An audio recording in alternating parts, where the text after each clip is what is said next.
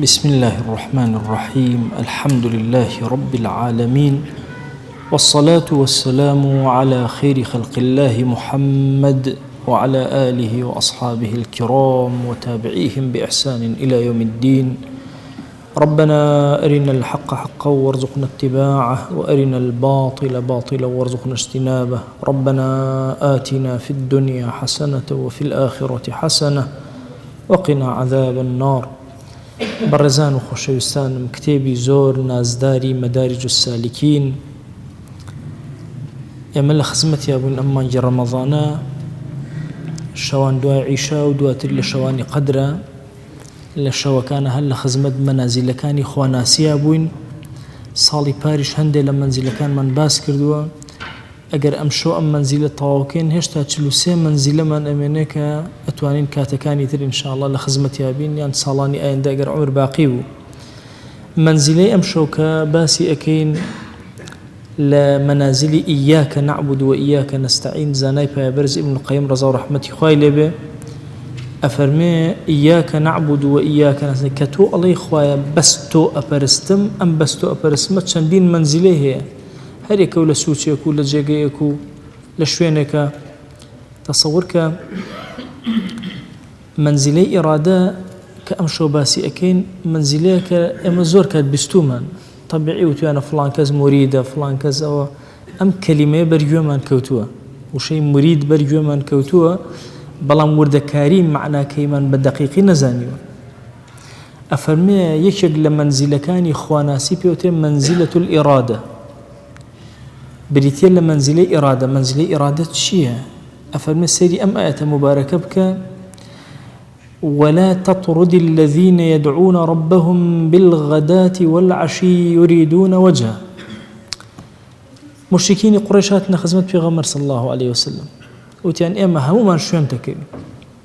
گەورە پیاوانی قڕیش هەموو، بەڵام مەرجمان هەیە. ئەمانەی کە بە دەورتەوەن هەموویان دەرکە، یان چەند ناوێک لە ڕوایەتێکە ئەڵێ وتیان مەسەن بیلالی حەبەشی کێوان هەر عیبە ئەوان لە مەجلیسی ئێمە بن، ئێمە بین دانیشین، ئێمە لە خزمەتە ئەبین و گوێت لێ ڕائەگرین و ئێمە دەورت ئەگرین و لە غەشەی ناکە و حەضەرنا مەجالیسەکە، بەس لەو تەڕەتە هاولا ئەوانە دەرکەی ئیتر ئێمە لە خزمەتە ئەبین. خوای گەورە مایەتە مبارەکەی ناردە خوارەوە: ولا تطرد الذين يدعون ربهم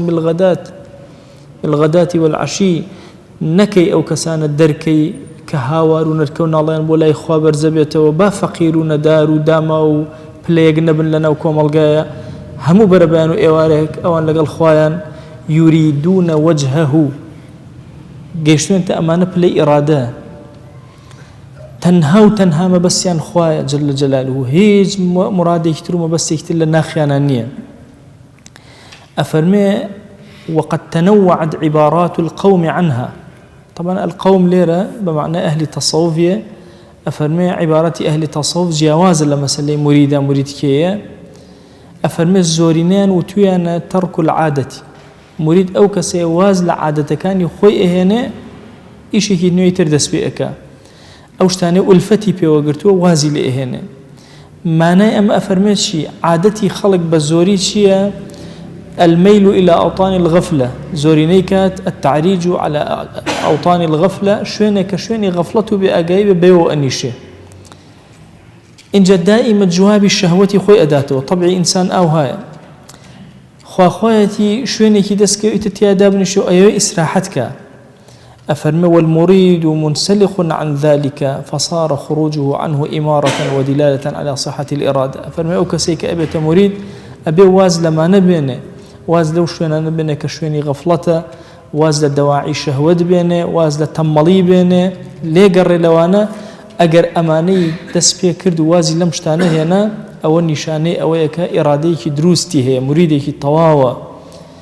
أفرمي أم واز هناني أم بي أو تري إرادة بكسك أو تري مريد. هندي فرمونا لعلماء أهل تصوف فرمونا: نهوض القلب في طلب الحق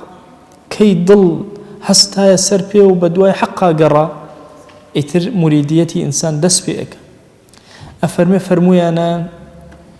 أقريك لدروني إنسان برأبي هيج ترسيق لسلام إنسان الناهلة دقاق. أفرمي رحمتي خوالي بفرمويتي الإرادة لوعة في الفؤاد. إرادة شيء سوتاني دلا، سوتانك لدلا، ولذعة في القلب. طبعا لذعة لقل لوعية نزيك ليك ومعنى كان هرجع بمعنى آزاد يكميان بمعنى خدي سوتان دي دوميان بمعنى آزاري سوتان دي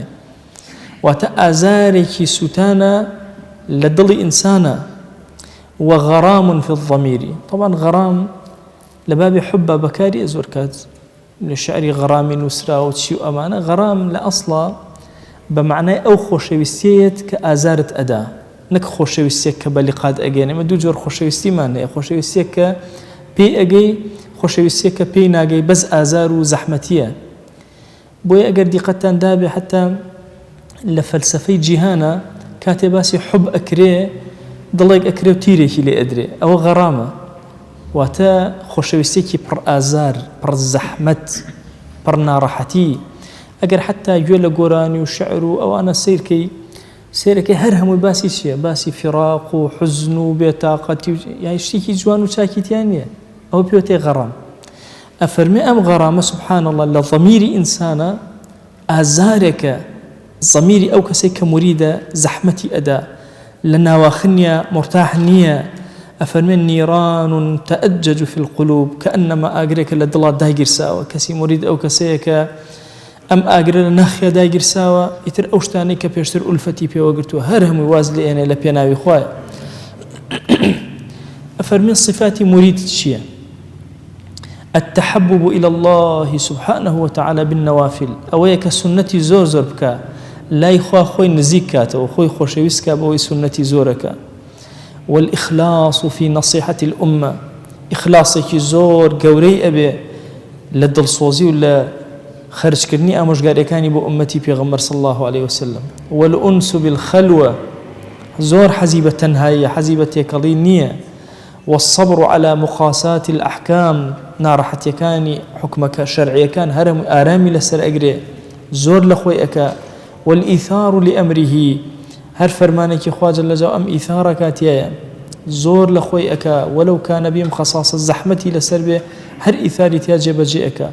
والحياء من نظره زور شرمك لا سيركني خواج لجلاله بو أم. وبذل المجهود في محبوبه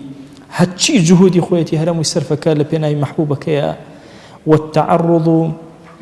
لكل سبب يوصل إليه هر سبب زاني بخواي أجيني يكسر خوي أداة بري. إن جاء فرمي والقناعة بالخمول أو كسيك أبيت مريد إثره تشنك خواي جورا خوي ورياي بم كسداو زيرك وعلمي داوته تشني شورتي داوته بي راضية بل كدناك أو بلا مار بداو خواي بخلق بينا سيتو أو ناوي. والقناعة بالخمول وعدم قرار القلب حتى يصل إلى وليه ومعبوده. بخوان مريد ضل إسراح دناك شون إنسان أجر خفتك هبه زحمتنا أتوانا بخيرنا أتوانا إسراحتك دئت أروانا زانت شبك. أفرمي حتى أجات حضوري خوا جل جلاله الله معبودك إلا أبو الشوازة أبي وآرامي نية. هند فرموي أنا حكمي مريد أويك نخبي حتى وكو خو زوري بو إهنا أتخوي بو خو رناكشي خو زوري بو إهنا كاتك أخوي. وأكله فاقة فرموي أن لزمني مريدية أبيت تنها زوري وبإنجاشتك أخوا قنا ناخوا. وكلامه ضرورة قصجناك حتى هو كزوري بني خوي أجري لهميان لخو خوي أجرته لخوالن خوي أجرته لقص خوي أجرته. أفرمي أبو عثمان حيري فرميتي من لم تصح إرادته ابتداء فإنه لا يزيده مرور الأيام عليه إلا إدبارا. أفرمي هجكز لسرتاوى ضلي باش دا نمزري لسر مريدية دواتر ورد كالرجاني زور وكاري زور تريب ودروس أبي لباري خواناسيا وهاي لي كبشت أكات الدين داري ورأك لدين داري زور كاد أبي كسك أبيني فتريك فقيه فتريك لمزقوت فتريك لدين داري شوك لم يصح إرادته مريديتك تهودانا مزراوة فتريك وازيني أروى زور أواني جاي من الكردوارية نوما لناون ألين ملامان هي وبوشك ملامان هي وكلك ملامان هي وبوشكش ما بوز ياكردو أنواع وأشكال هي. جاء فرمي وأنا هميا لو رجايا كوتون نيانتوان وصحتي إراديا نبوة. ابن القيم رضاه رحمة الله أفرمي منيش أليم ألم إذا صدق المريد صح عقد صدقه مع الله وصح عقد صدقه مع الله. أفرمي أجر كسي مريد صادق الرازقو به أو بيماني لقال خوائي بس الرازقو يا نبي فتح الله عليه على قلبه ببركة الصدق ببركة صدق الرازقو يتي أم كسو خوا درقاي خير لسدلي أكاتوا وحسن المعاملة مع الله ما يغنيه عن العلوم. والله معاملة أم كسو جواني معاملة أم كسو لقال خوايا وهاي لي أكال زورق لعلوم كان كهمو النتيجة فكري إنسان كان وآراء إنسان كان وأنا نجاتي أبي لوانا خواي قورا خوي علوم أخاتنا وضلوا دروني أفرمي هندي العلوم كان كهر فضلو زيادا زادي قورنين لقورا هج إسفادة كبيرنا قينا أفرمي لوانا هموي نجاتي أبي ضلي الروشن أبي توبو خواناسي زورق إشارات أهل التصوف وعلوم كان أنا أفرمي هيك يعني بيوزنية كعمري يعني تيا سرف كراوة آية نفس شون پرورد أكريو آية آفات كاني شين وعيب كاني شون شار سر كريو نا أفرمي أجر صادق به خوا هرشي درجة علومي معنوية بس يضلوا دروني أم كسا إكاتوا خوي بو خوي أم كسا صدقكي حالي صدقكي وهاي لي أكا أيكاتا كسي كي زور صاغ مريدي كي زور راست. أفرمي مريدي راست أو كسي لخزمتي قرآن يا سنة بيغمر صلى الله عليه وسلم لبرأكا والله خواهي قولا رزقي أداب بركتي صدق ونوري ضلي فهمك أداتي لكتاب والسنة كبيوستي بونا بك شوين فهمي خلقي تركي خوي ضلي روشن أكاتو. أفرمي بصيري صادق من هي شون مريدي صادق من هي أو كسرش كدسي مريد أجريتو أيبا بصيري صادق من هي. أفرمي بصيري صادق كبليك برستر لو شون أفرمي أويك لهمو نعمة كان إخواناسي خوا بشكي داوت لهمو جورا كان نعمتي خواناسي خوا بشكي داوتي لقل همو طائفيك معاملي زور جوان أكا خوي نادا تبناي هيج جروب وكومالك والله لقل فلانك كومالا مؤيت التنها أو بحق بزاني. أفرمي بكلي لهيج جروبي خوي تبراناك إلا ما قرب زاني هيج حق لنا أو جروبانية. فهذه طريقة الصادقين أما طريق الصادقين ودعوة الجاهلية كامنة في النفوس كسك بشواني أما بجولته دعوة جاهلية يشتغل دل درنيا ما وخش هذا لنفسه. أم كلمات نزور أليب أمره وترى وزور جورا. أفرمي ولا يتحيز إلى طائفة وينأى عن الأخرى بالكلية إلا أن لا يكون معها شيء من الحق. مجر صدر صدزاني هيج حقيت يعني إن جاب كل تبرأك لفرقيك قلنا قد تبرناك لفرقيك. ابن قيم رحمة خوي لبي خوي بو خوي دي قد أدي كتابي هروي شرح أكا أم كلماتاني باس يعني كحمو كلمات صوفين. بينما ابن قيم يحكي للرواد وقوركاني أوانيك أمره خلق بالسلفيتي إيجا هاتنا أرزم كردن سلفي صادق لقل صوفي صادقة يكشت أويك أي بيني اختلاف هي ودم دمي وقصة كردن هنا نبردن أو هرهم إلى دينانية بوي أفرمي إنساني إيمان دار صادق بصيري صادق أم كسيك خوي نادا تبناي تنها جروبيك وهرشي جروبي ترف ريبا بدواي حقا ويلا خوا جل جلاله لقرآن جاري وهي حق لسر زماني خلقي بيدين باسكا في غمريان صلى الله عليه وسلم جاري كان أبو هريرة الشفينا خزمتي شيطاني قرت شيطان زوراني قل لقر شيطانيا شيطان بي ودوتي كلميك بي الله موازم لي بين نجاة بي تي بس آية الكرسي الشوان بخنا الشيطان نايبلات دواي جراي وبيغمر صلى الله عليه وآله وسلم فرمي صدقك وهو كذوب أو الشيطان يدروزنا بس لو كلمة راسي كده اللي قلتوها إنصافي إنساني مسلمان زور قوري تصور كان إيمال شكل زمني تعصب وجهالة أرجين جاري وهي جروبك مليون كاري باشي هي دو كاري خرابي ولا انتوا هيك نامان بعكس أمتي بيغمر صلى الله عليه وسلم أمتي كهميشة جوان بينا لسر خرابة كانش كرخني أبي رخني كي جزئية بوي ابن تيمية رحمة الله عليه بأفرمي جاري وهي كسي قصيق أكا قصة اللهم أم مقولة كفرة أم قصة كردتي قصي كفرة وصاحبها ليس بكافر بلام صاحبك كافرني بو احتمال التأويلي كردبي احتمال اجتهادي كردبي احتمال نيزاني لبر احتمالات تصور كان أمبيا وقورانات شون بيريان كردتو بويا رحمتي خوي لي ابن القيم درجة ما أداء فرمي لزماني بيغمريانا صلى الله عليه وسلم ليك لغزوات كان نفر هواري كريا للمهاجرين يكوت يا للأنصار خلي وشر يدروز به فرموي ما بال دعوى الجاهلية وأنا بين أظهركم، أو دعوى جاهليتك هر كس جماعتي خوي بي الراسة في ويا جماعتي خوي بدوري وكوبيته. أفرمي ولا يذوق العبد حلاوة الإيمان وطعم الصدق واليقين حتى تخرج الجاهلية كلها من قلبي. والله بويا أمر حلاوة إيمان تامي نيجو طاعته حيث ما نما. أفرمي بهيش يوازي هيج عبدك تشيجي إيمان ورناقري عقيدة صاف بوي دروز نابي طعمي صدق ويقين نازانيت شيء حتى وكو طواوي جاهلية لدليا درنهن وفري ندى أم فرقة قراي وأم تعصب قراي لناخي درنهن. ووالله لو تحقق الناس في هذا الزمان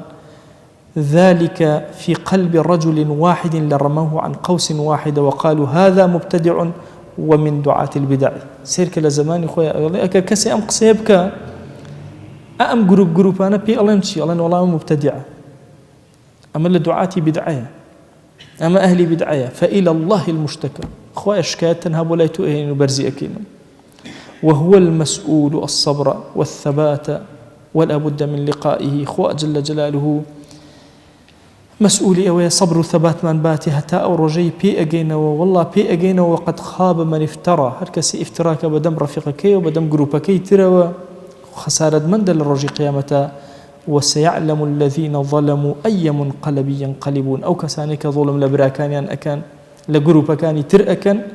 للرجي قيامته إن جاتي أجن كاتك أجرنا حضوري إخوات غلطيك وشيء شرم ذلك يعني بس خويانا هنا. أم كلماتنا زور عظيما لباسي مريدة أميدكم عمومي دعاتي كردستان هرهموا أوانيك كلميك لخزمتي أم دين الشيرين بون يا أنا خزمتي بكون أم كلمات أنا بخيرنا يعني أما بوشي بين تنها جماعتي خوم وفرقي خوم أما تنها بتشاق بزانم أما اللي كوي دينها هو بول الروجي قيامتها برسال لفصيلته أكره برسال لحزب أكره برسال لجروب تكره برسال لفكر أكره في هذا قلت من ربك برسال لخويته أكره كتش برسال لو أنا يترأكره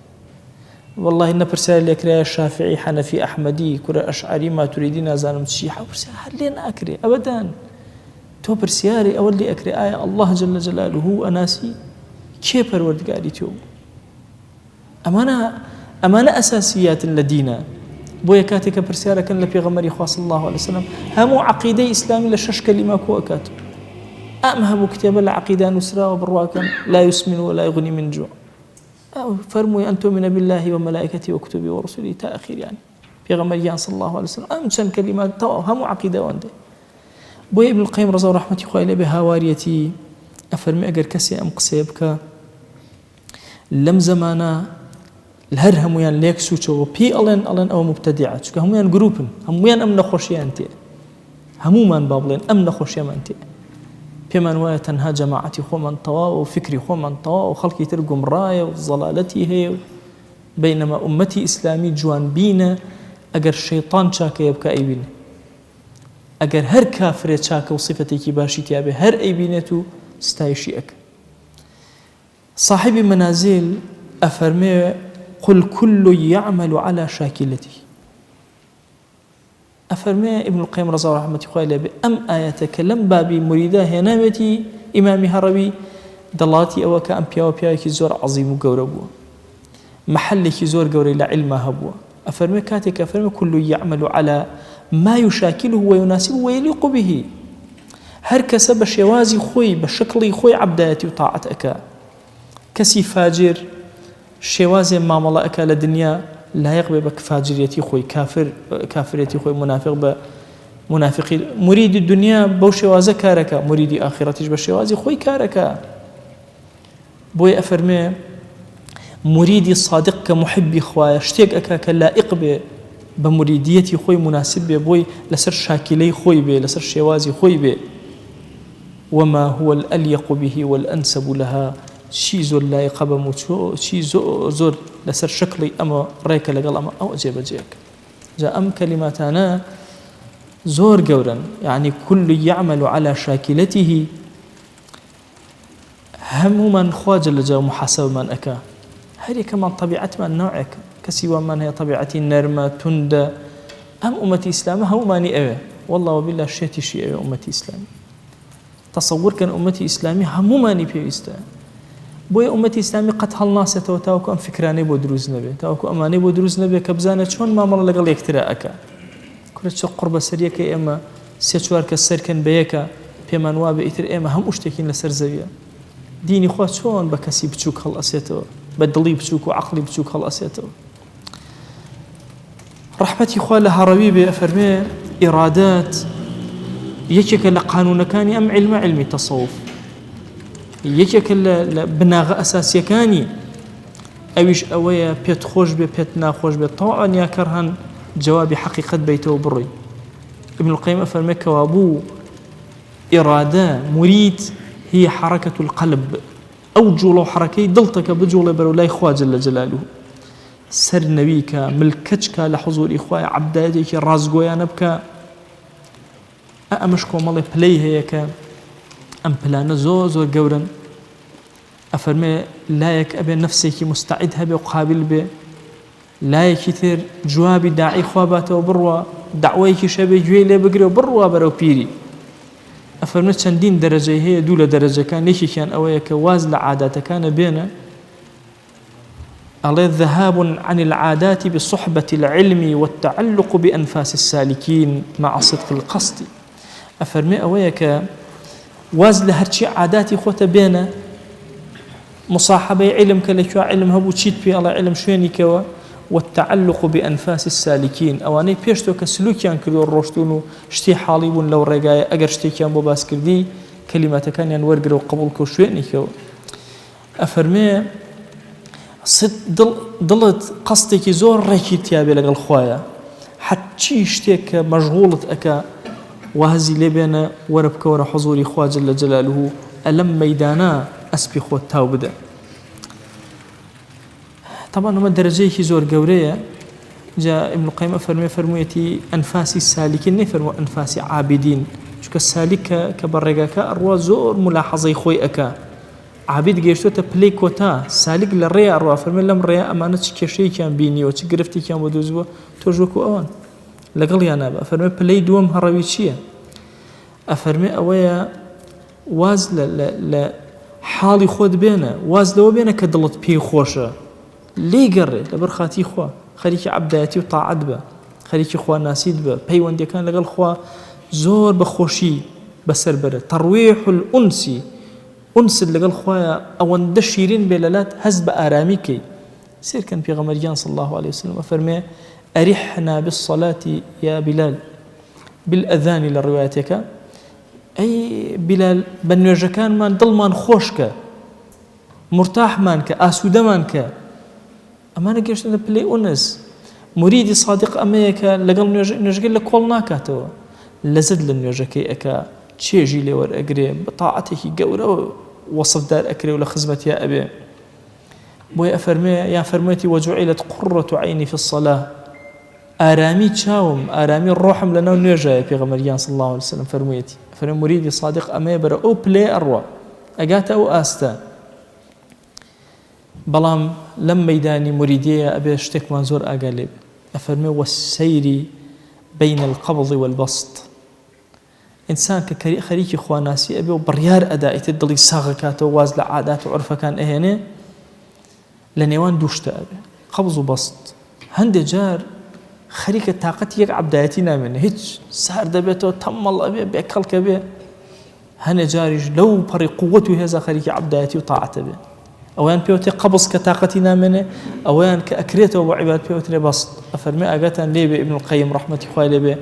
أمدو حالة توشي أو كسأبا كسالكة وكمريدة هند جار لترسى وبوي توشى هند جار للرجاء وبوي دروس أبي لخوفي زوري خوايا ويلي خريكي طاعتي شنا منه توانينا منه للرجاء زورا توشي حالتك أبي نازانة شون عبداتك أو أند زيادة ربيئك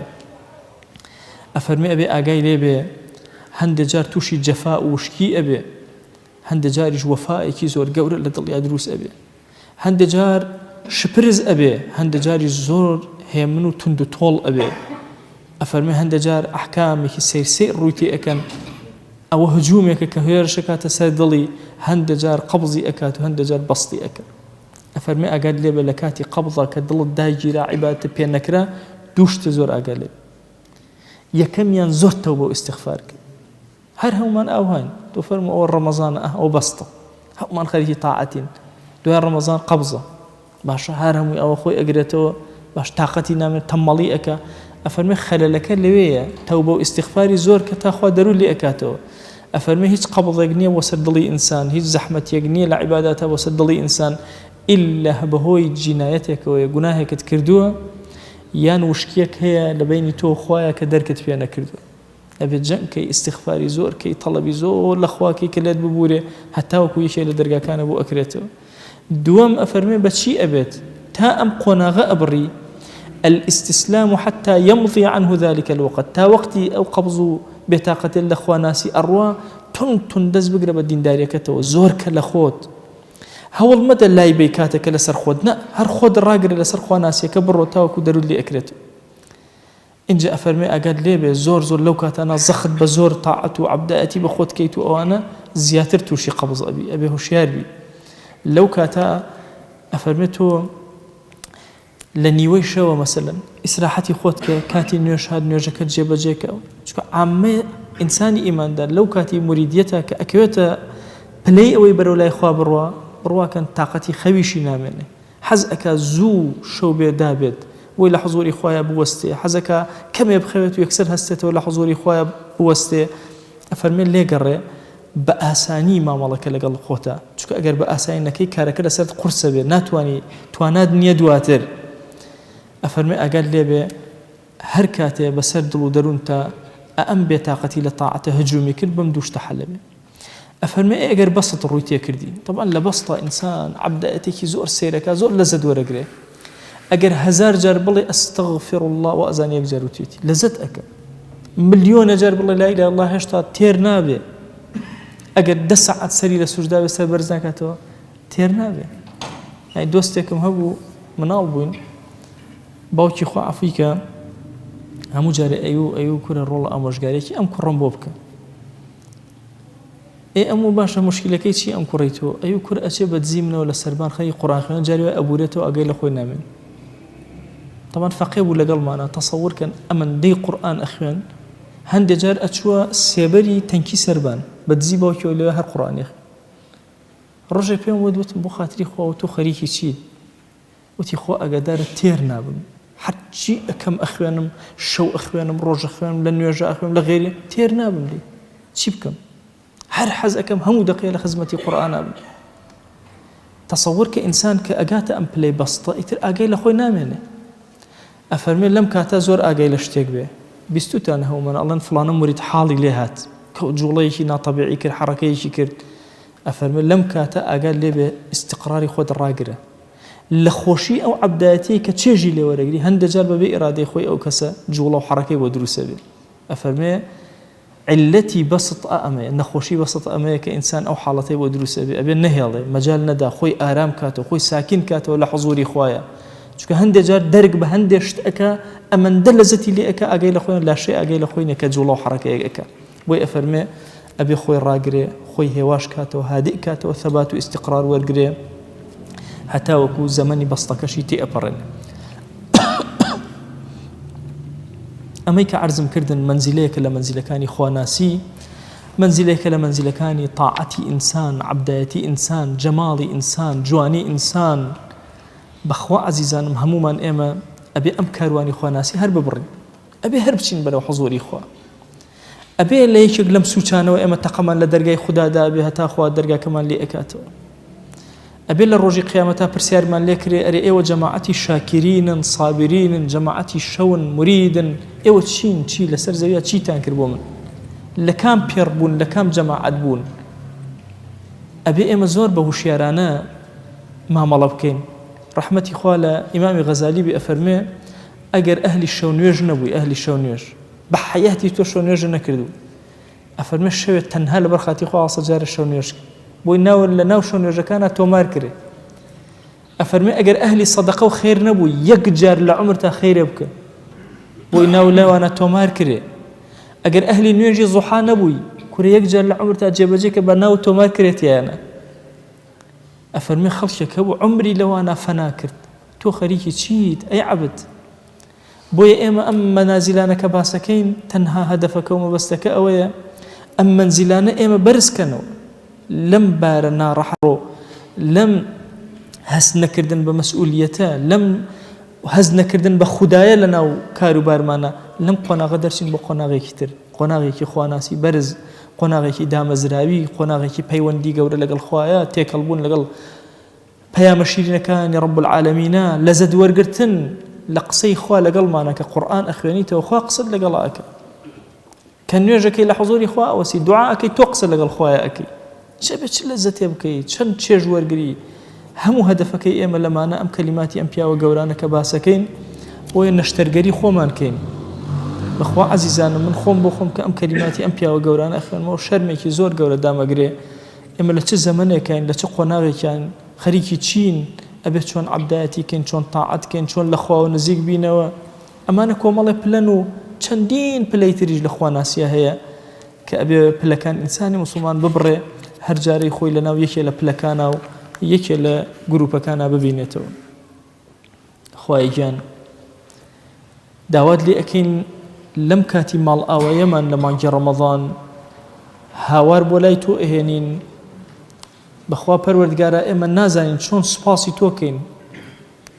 کە مۆڵەتت داین، هیدایەتت داین، نێوچەوان دگرتین بەرەو ئەوەی کە لەم مانگی ڕەمەضانە هەر چۆنێ بێت دڵەکانمان تۆزێ زیندووکەینەوە یا ڕەب العالەمین. خوای گیان سوپاست ئەکەین، سوپایسێکی بێپایانی لایق بە تۆ کە ئێمەت کردە ئەهلی ڕۆژوو، ئێمەت کردە ئەهلی شەوزیندەیی، ئێمەت کردە ئەهلی تەراویح، ئێمەت کردە ئەهلی مزگەوت. خوای سوپاسێکی زۆر گەورەتەکەین، ئێمەت کردە ئەهلی سەرفترە و سەدەقە. خوای داوات لێ ئەکەین بە ڕەحمەتی خۆت چۆن ئاوا ئێمەت کردە ئەهلی قورئان لەم مانگەیە هەموو ژیانمان بە قورئان بڕازێنەرەوە یا ئەکرەم الئەکرەمین. خوای گیان هەرچی گوناهێ کردومانە عەفومان کە، بەخوا پەروەردگارە گوناهی زۆرمان لە حوزوری تۆیە بەرز کردوێتەوە. بەخوا خوای خۆت ئەزانی چەند شەرمەزارین، چەند خەجاڵەتین لە حوزوری تۆیە. خوای هەرچی گوناهێ کردومانە لە ئەوەڵی بلوغمانەوە هەتا ئەمڕۆ تو گەورەی خۆت لێمان خۆش بە یا ڕەب العالەمین. ئیلاهی ئەو گوناهانەی تەوبەمان لەسەری کردووە، ئەو گوناهانەی لە بیرمان کردوون، ئەو گوناهانەی تەوبەمان لەسەری نەکردووە، خوای بۆ خاتری گەورەی خۆت تۆ لێمان خۆش بە یا ڕەب العالەمین. لە گوناهی سەغیرە و کەبیرەمان ببورە، گوناهی پەنهان و ئاشکرامان ببورە، گوناهی زانین و نەزانینمان لێمان ببورە. ئیلاهی لەت ئەپاڕێنەوە، لەت ئەلاڵێنەوە، تۆ عەفویت و عەفوکارانت خۆشە. تو گەورەی خۆت خوایە داوات لێ ئەکەین بە ڕەحمەتی خۆت، بە کەڕەمی خۆت و بەزەی خۆت ئێمەش عەفوکە لە مانگی ڕەمەضانە یا ڕەب العالەمین. شەوانی قەدر بە قسمەتمان کە یا ئەکرەم الئەکرەمین. بەرەکاتی ئەم شەوانە بەسەر دڵمانە نازڵ کە، پەیوەندیمان لەگەڵ خۆتا بەهێز کە، یا ئیلاهی لەت ئەپاڕێنەوە، لەت ئەلاڵێنەوە بە کەڕەمی خۆت و بە ڕەحمەتی خۆت. ئەگەرچی ئێمە عەبدانێکی نەشیاوی تۆ بین، ئیلاهی تۆ خوایەکی زۆر شیاوی ئێمەی، هاوارد لێ ئەکەین یا ئیلاهی بە شیاوی خۆت هاوارد لێ ئەکەین، بە گەورەی خۆت و ڕەحمەتی خۆت تەقە لە دەرگانەی تۆ ئەدەین. تو گەورەی خۆت بمان کەرە عەبدێکی شیاوی خۆت. خوای نێوچەوانمان بگرە بۆ خەیر، خوای نێوچەوانمان بگرە بۆ سەلاح و هیدایەت. ئیلاهی مەمان دەرە دەستی خۆمان، خوایە مەمان دەرە دەستی خۆمان. پەروەردگارە هەر لەحظەیە لە دەستی خۆمانە بوون هەڵەمان کرد، کەم تەرخەمیمان کرد، ڕوڕەشیمان لە حوزورتان نوان. ئیلاهی تۆ کەسی بێ کەسانی ئێمەی بێ کەسیش زایە مەکە لەم مەیدانی خواناسیە یا ڕەب العالەمین. بەخوا پەروەردگارە ئەمڕۆ ئێمە زۆر بێ کەس و بێ نازین، نازانین ڕوو بکەینە کێ، نازانین لەگەڵ کێیە گفتوگۆکەین، نازانین بە کێ بڵێن بەرەو لای تۆمان بێنێ. ئیلاهی نە لە زەمەنی پێغەمبەران صلی الله عليه وسلم کە دەستمان بگرێ بە زمانی شیرینی و بەرەو لای تۆمان بێنێ، نە لە زەمەنی ئەصحابان چاوانە ببینین کە پێغەمبەریان صلی الله عليه وسلم بینیوە، نە لە زەمەنی تابعینان یا ئیلاهی کە ئەصحابی پێغەمبەریان صلی الله عليه وسلم بینیوە. ئیلاهی ئێمە لە زەمەنی حەسەنی بەسریانین تا بچینە حوزوری، لە زەمەنی وەیسی قەڕەنیانین تا بە خزمەتی بگەین، لە زەمەنی شێخی گەیلانیانین تا وەکو پەروەردە بکرێن، لە زەمەنێکی زۆر کورچ و کاڵا یا ئیلاهی لە زەمەنی جیهادانین تا لە مەیدانی غەزایە خۆمان پەروەردەکەین، لە زەمەنی ڕیباطانین یا ئیلاهی تا لە مەیدانی ئێشکگریا بۆ تۆ خۆمان پەروەردەکەین و خۆمان دروستکەین. إلهي زور بێدەستگرین زۆر بێنازین زۆر زەلیل کراوین ئومەتی ئیسلامی بێسەرە ئەمڕۆ یا ئیلاهی ئێمەش لە مزگەوتەکانە و لە وڵاتەکانە هەموو بێسەرین ئیلاهی بێگەورەین بێدەستگرین ئیلاهی هاوار و تەنها نرکە و ناڵەمان بۆ لای تۆیە یا ئەکرەمە الئەکرەمین بەخوا پەروەردگارە ئەگەر تۆ فریامان نەکەوی لەم مەیدانەیە هەرزوو فەوتاوین یا ئیلاهی ئیلاهی ئەزانین ئێمە کەڵکی ئەومان نییە ڕاستەوخۆ لەگەڵ تۆیا پەیوەندیمان هەبێ پەروەردگارە ئەزانین زۆر کەمترین لەوەی کە بتوانین لە حوزوری تۆیا بە مەقامێکی عالیەوە بوەستین بەڵام ئیلاهی ئەزانین کە تۆ زۆر بەڕەحمی هەر کاتێ ئێمە لە تۆ دوور بوو بین تۆ لە ئێمە نزیک بووی هەر کاتێ ئێمە لە گوناه هابووین تۆ ڕەحمت بەسەرادا ئەباراندی ئێمە گوناهمان ئەکرد و تۆ ئەتشاردەوە بۆمان ئێمە خەجاڵەتیمان ئەنواد و تۆ پەرتە پۆشت ئەکرد بۆمان ئیلاهی چەند جار گوناهمان کرد لە کاتی گوناهەکە تۆ سترت کردی عیبەکانتدا شاردین شەرمەزاریت دەرنەخستین لە ناو کۆمەڵگایە ئێمەت نەشکان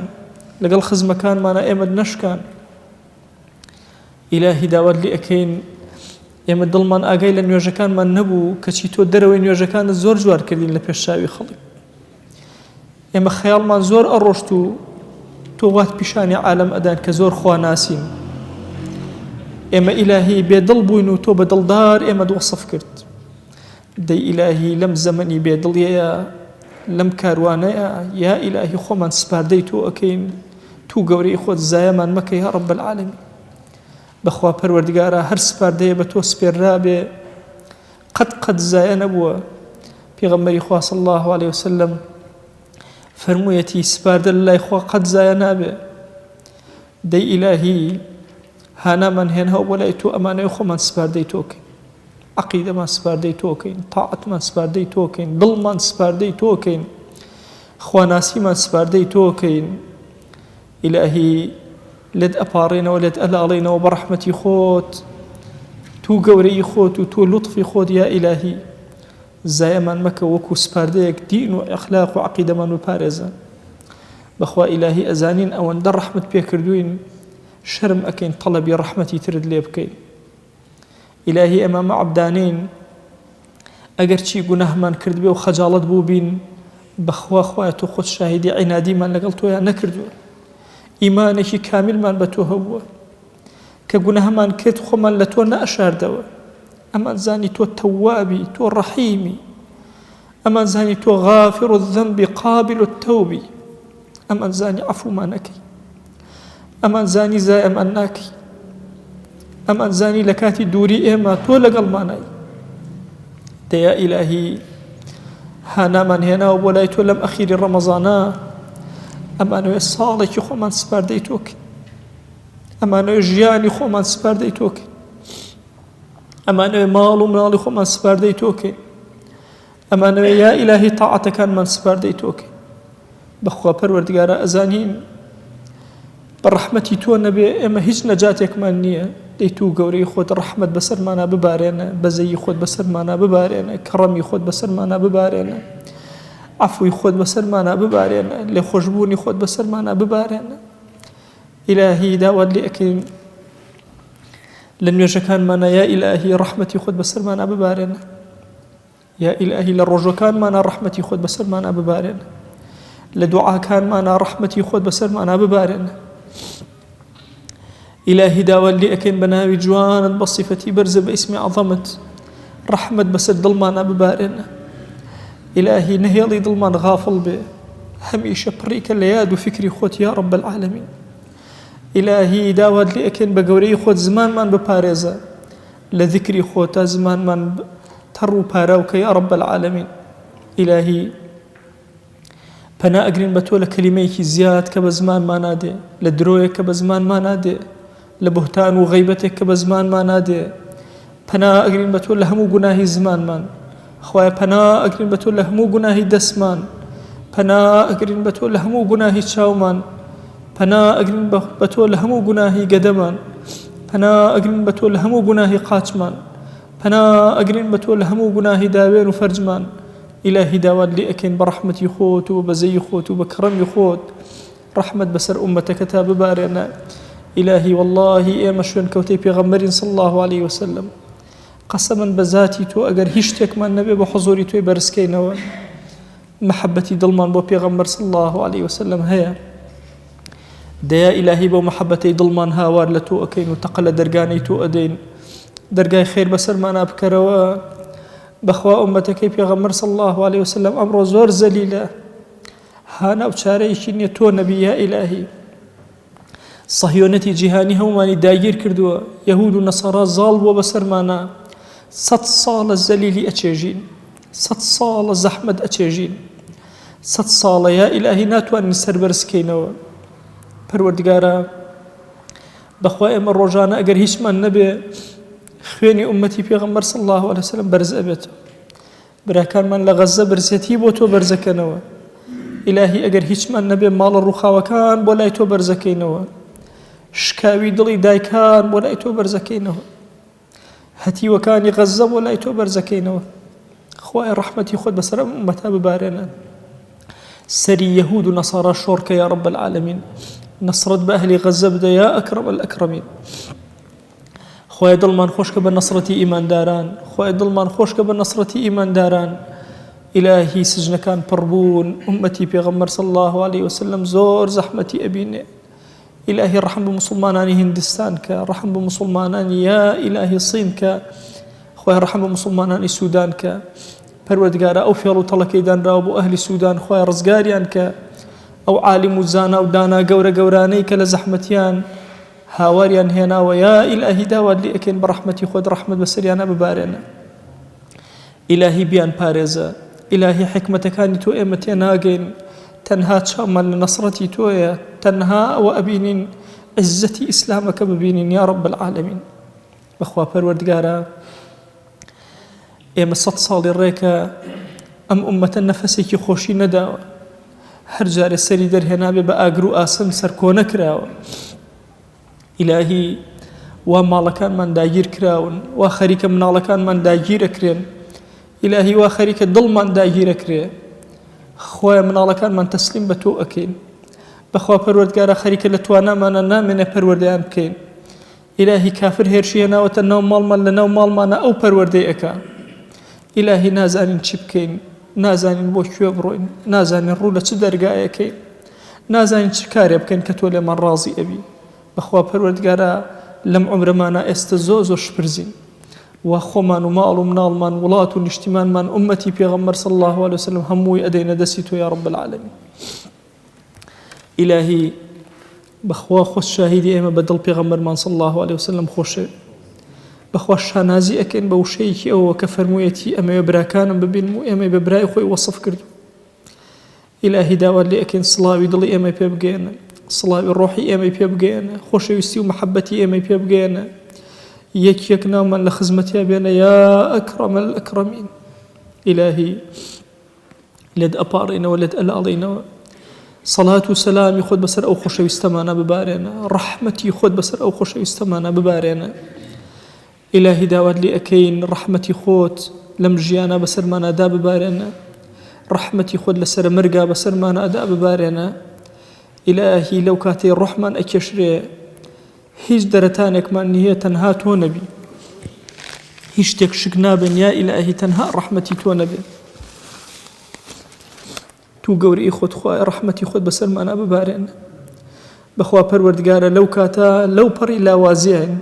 توش رحمة زور ولا وازكان إلهي دوستكان من هيتشان بيناكري إلهي خومت زمان من أشكي وتيك بلين إلهي تنها وتنها تشاوري رحمتي تو إنو رحمتي خود بسر مانا ببارنا إلهي لنا وقوري تار مانا رحمتي خود بسر مانا ببارنا قورا كان من آرامك برلا نورك إلهي أقر چي خجالت باربين تو قوري خود قورا كان من بكرا باخشيك لباخشي كاني بهشت إلهي داول لي أكين رحمتي خود بكرا أنيسي أملنا وقوركانا إلهي تو كسي بكساني أمج لقوركان مانا زور بكسين زور بنازين تاكشتك شانازي في أبكين رحمتي تويا عبدايتك كالحضوري تويا أكردو مانا دي إلهي داول لي أكين برحمتي خود بسر مانا ببارنا قوركان من بو آرامك يا أكرم الأكرمين خويا الروجي زندبونا من آرام منك ڕۆژی محاسبە لە حوزوری تۆیە ئاراممان کە ئیلاهی لەم دنیا زۆر عیبت بۆ ئێمەدا شاردووە تو گەورەی خۆت لە ئاخرەتە لە بەردەم خەلائقا فەزەحمان مەکە یا رب العالمین لە بەردەم ئەنبیا و ئەولیا یا خوایە فەزەحمان مەکە سەرشۆڕمان مەکە عزتمان بدەرێ یا ئەکرەم الئەکرەمین خوایە ئەم زیلەتەی موسڵمانان کە لێرە بینیومانە لە قیامەتە بۆمان بکرا عزەتی یا ئەکرەم الئەکرەمین ئیلاهی داوات لێ ئەکەین بە ڕەحمەت و بەزەی خۆت ئەم موسڵمانانە لەم ڕەمەزانانە زۆر دوعایان بۆ تۆ بەرز کردوێتەوە زۆر هاوار و نرکە و ناڵەیان کردووە زۆر پێداویستی خۆیان لە بەردەمی تۆیە داناوە ئیلاهی ئەمانە ئەهلی قیبلەن ئەمانە تەنها و تەنها ڕکوع لە بەردەمی تۆیە ئەبەن سەری بەرزیان نەوی ناکەن تەنها لە سوجدا لە حوزوری تۆیە نەبێ ئەمانە ئەهلێکن یا ئیلاهی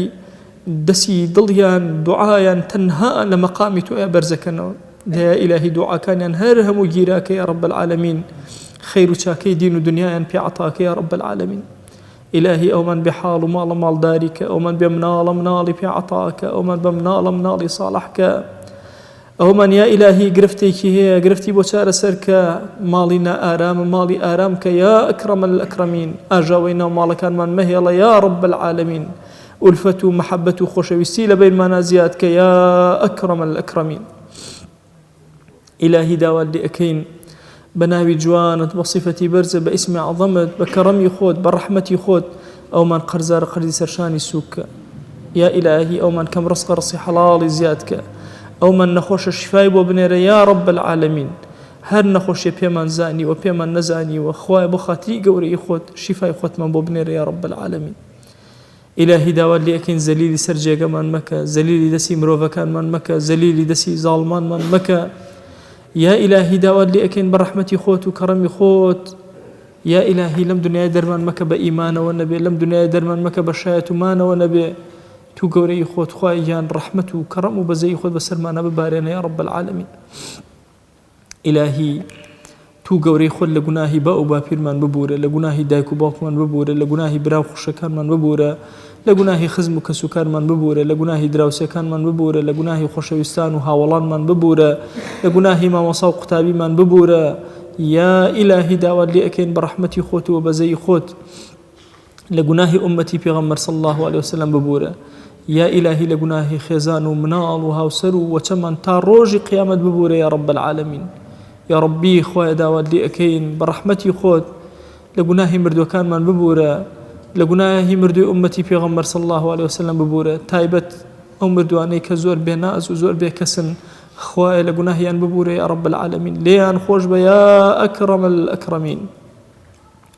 إلهي داود لي أكين دعاء كان من قبولك خويا دعاء كان من قبولك خويا دعاء كان من قبولك